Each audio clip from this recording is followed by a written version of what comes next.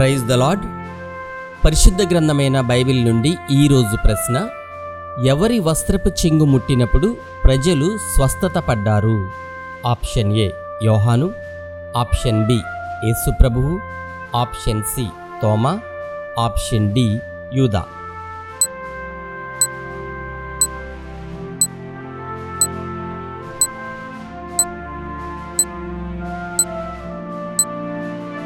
సరి అయిన జవాబు యేసు ప్రభువు.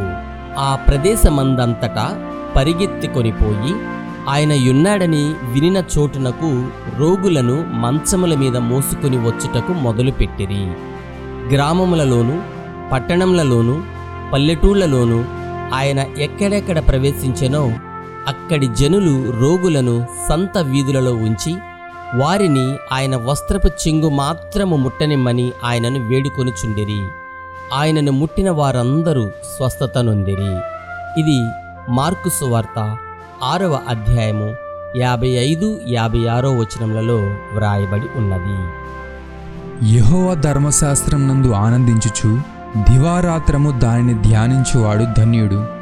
అతడు నీటి కాలువల యోరను నాటబడినదై ఆకు వాడక తన కాలమందు ఫలమిచ్చు చెట్టు వలె నుండును. అతడు చేయునదంతయు సఫలమగును. దుష్టులు అలాగునుండక గాలి చెదరగొట్టు పొట్టువలె నుందురు. కాబట్టి న్యాయ విమర్శలో దుష్టులను, నీతిమంతుల సభలో పాపులను నిలవరు. కీర్తనల గ్రంథము 1వ అధ్యాయము 2, 3, 4, 5 వచనములు. Have a nice day.